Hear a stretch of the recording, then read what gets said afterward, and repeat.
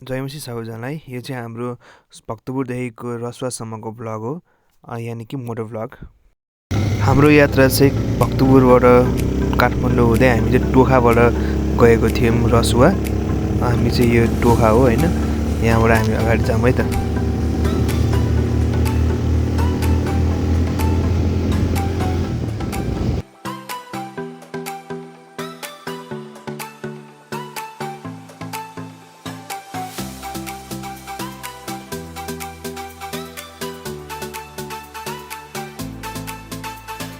यो ठाउँमा चाहिँ लास्टै ढुलो उडाएको थियो होइन, देख्न सक्नुहुन्छ एकदमै यो केही नदेखिनेर अगाडि के आएको छ भने केही पनि नदेखिनेर ढुलो उडाएको थियो।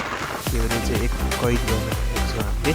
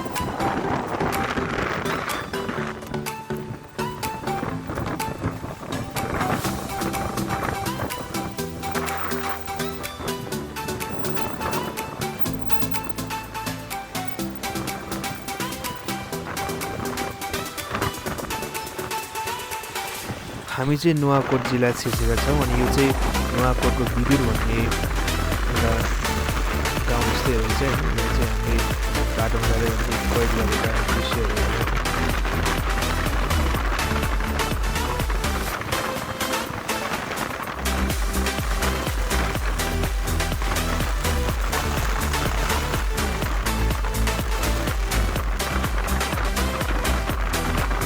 हाम्रो चाहिँ पहाडी डाँडामा हेर्दा एकदम पानी पला जस्तो देखेर हामी चाहिँ फर्केको हौँ। अनि अब के रेनकोटहरू किन्यो अथवा त्यसको लागि फर्केर हामी यता बेत्रवटीमा बस्यौँ। यहाँ बस्दै गर्दा चाहिँ एकदम स्लो पानी पऱ्यो अनि हामी रेनकोट लाग्यौँ र पानी। फेरि पनि हामीले हाम्रो यात्रा सुरु गऱ्यौँ। हामी बेत्रवटीबाट हामी माछामा बेत्रवटी चाहिँ हाम्रो रसुवा र नुवाकोटको एकै सिमाना जस्तै भन्नु रहेछ। हामी त्यहाँबाट नुवाकोटलाई छोडेर हामी रसुवातिर अगाडि गयौँ। रसुवातिर चाहिँ माथि माथि जाँदै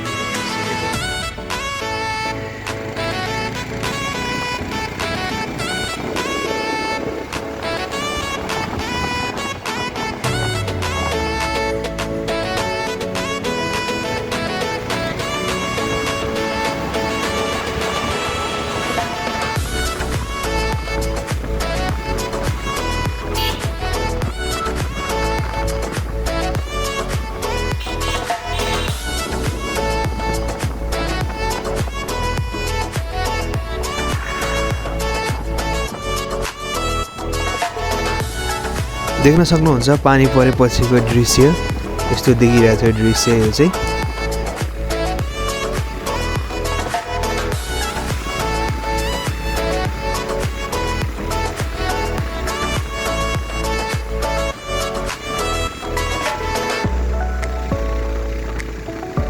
अब हामी पुगिसकेको छौँ रसुवाको सदरमुकाम यानि कि दुन्छे भन्ने ठाउँमा।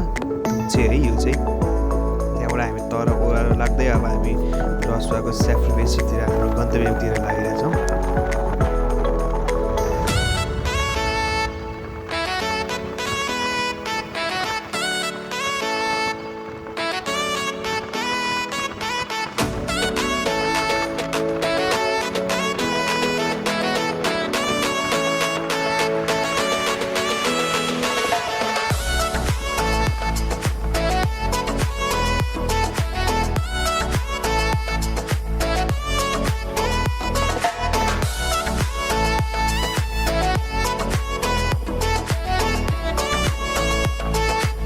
हामीले चाहिँ हाम्रो यात्रा गर्ने क्रममा हामीले यसरी खोलाहरू पुलहरू यसरी हेर्दै हेर्दै धेरै मनोरञ्जन लिँदै हामी अगाडि हाम्रो गन्तव्यतिर पुगिरहेका थियौँ।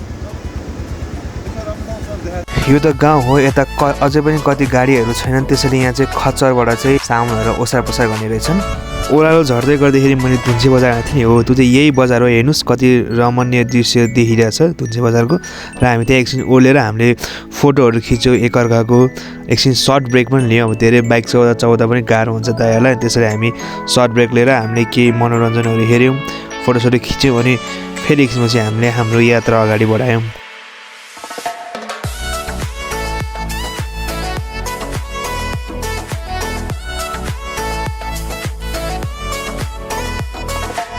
यो चाहिँ फेरि हाम्रो अर्को ब्रेक होला। अनि हामी चाहिँ फेरि पनि एकछिनपछि हामीले यात्रा फेरि हाम्रो ब्रेक लियौँ र हामीले फोटोसोटो फेरि खिच्यौँ।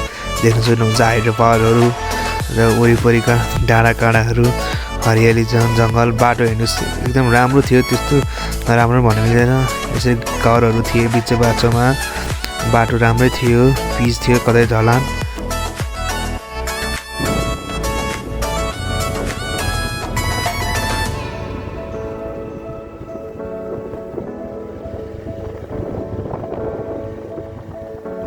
यसरी नै हामीले यात्रा गर्दा गर्दा हामी बेलुका 6 बजे हामी स्याफ्रुबेसी पुग्यौँ र हामी यतै चर्चमा बस्यौँ। जय मसी, गुड मर्निङ। हामी भोलिपल्ट सबैले उठ्यौँ अनि हामी फेरि हाम्रो बिहान चाहिँ हामी रसुवागढी जाने भने हामी अगाडि हिँड्यौँ, बढ्यौँ र हामी बाटोमा देख्न सक्नुहुन्छ कति राम्रो रुखहरू, खोलाहरू पनि अलिअलि देखिरहेछ दृश्य।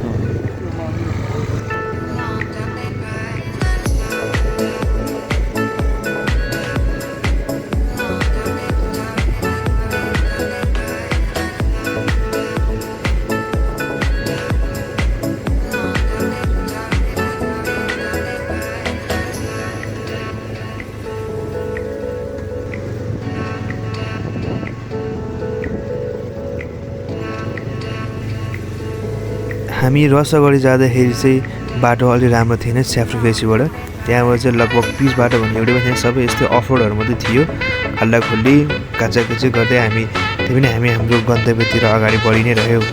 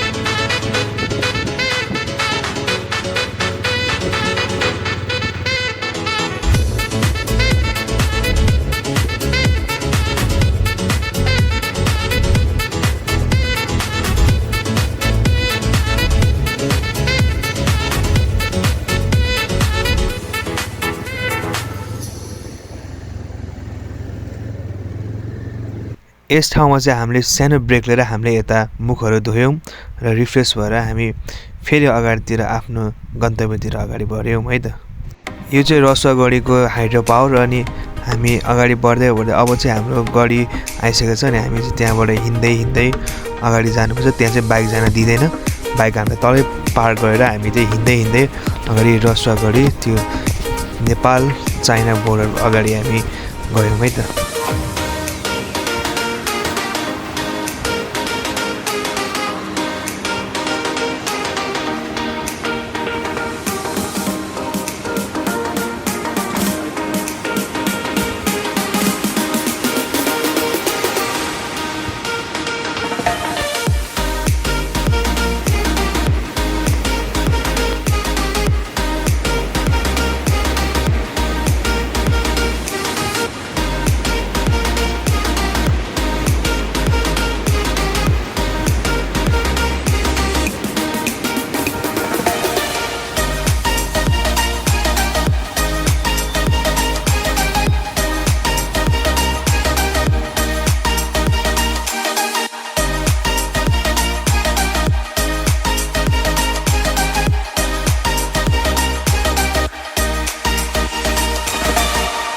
फाइनल्ली हामी चाहिँ रसुवा गढीभित्र पुगिसकेका छौँ र यो चाहिँ देख्न सक्नुहुन्छ कति ठुला ठुला अग्ला ढुङ्गाहरू छन्। त्यो चाहिँ बोर्डर पारी चाहिँ चाइना हो। यो चाहिँ हामी नेपालमै छौँ, हामीलाई उता जान अलाउड चाहिँ छैन। हामी यतैबाट उताको गेटहरू हेऱ्यौँ। यता अहिले बन्दै गरेको भन्सार कार्यालय।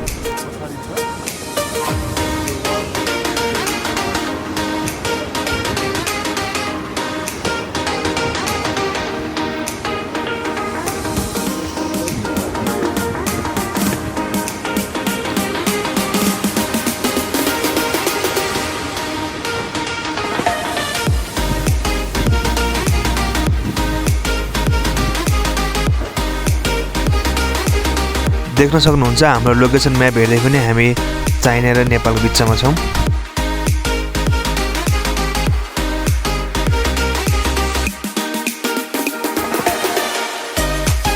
एउटा सिनेमेटिक सर्ट हेर्दियौँ है त।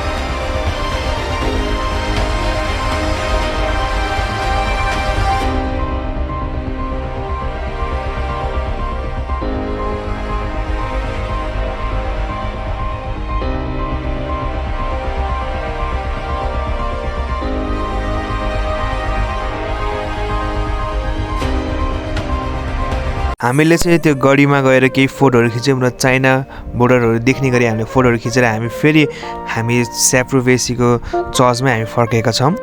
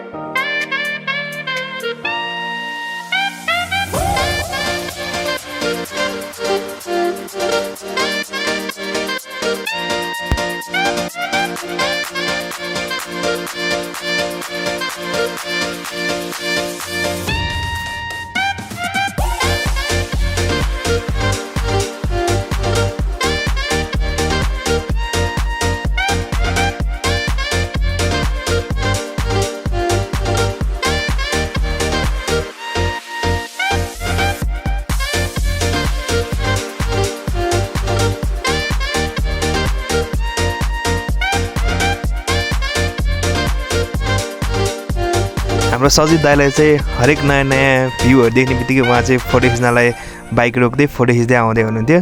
हामी चाहिँ चन्दा र हामी चाहिँ अगाडि बढ्थ्यौँ र ससित र सजित दाइ चाहिँ फोटो खिच्दै हरेक ठाउँको एउटा फोटो खिच्दै कस्तो कस्तो छ भन्दै सम्झनाको लागि चाहिँ फोटो खिच्दै उहाँहरू बिस्तारै आउँदै हुनुहुन्थ्यो।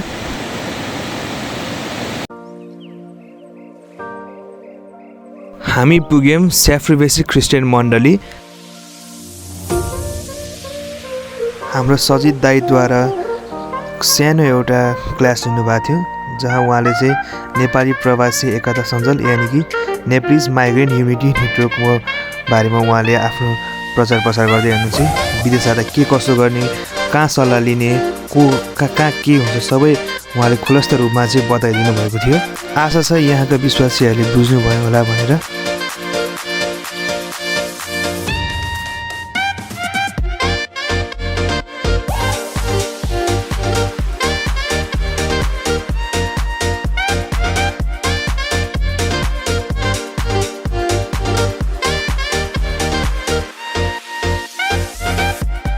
बेलुका हुँदै गएर त्यहाँका बालबालिकाहरू यस चर्चमा ट्युसन पढ्न आउनु हुँदो रहेछ अनि हामीले चाहिँ उहाँसँग केही समय बितायौँ र हामीले केही फोटोहरू खिच्यौँ स्न्यापच्याटबाट अनि हामीले केही त्यस्तै फोटोहरू र भिडियोहरू बनाएको छौँ। हेर मैले त के भएछ एकछिन।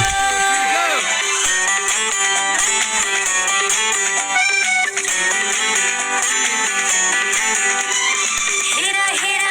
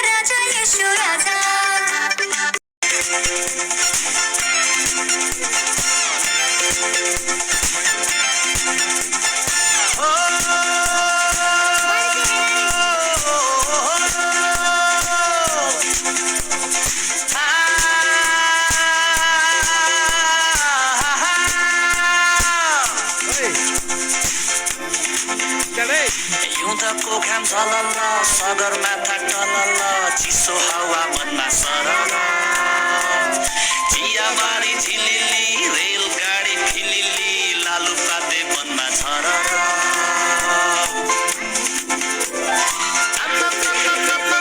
चारैतिर पट्टी झिलिली रातो पहिलो पट्टी कति साह्रो जाडो लाउन आगो ताप्न औ है सभ्यता चाँडो आफ्नो आँगन आएछ है बडा दिन। राति भयो र हामीले एउटा ग्रुप फोटो खिच्यौँ अनि हामीले यतिकै इन्ड अप गऱ्यौँ यता। त्यो दिन चाहिँ पानी परेको भएर बत्ती थिएन र हामीले क्यान्डल लाइट डिनर गऱ्यौँ। जयमसी गुड मर्निङ। हाम्रो चाहिँ यो डे 3 हामी डे 3 चाहिँ हामी फर्किसकेका थियौँ। फेरि हामीले आउँदाखेरि नि रमणीय धुन्से बजार देखेको भएर फेरि यहाँ बस्यौँ र फोटोहरू खिच्यौँ र अनि हामी फेरि हाम्रो गन्तव्य भक्तपुरतिर हामी अगाडि बढ्यौँ।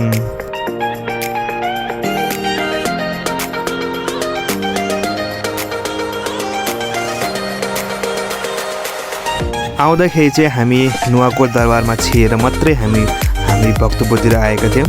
नुवाकोट दरबारमा हामी छियौँ, खाना खायौँ र हामी त्यतातिर भ्रमण गरेर केही फोटोहरू खिचेका छौँ। हेरौँ है त।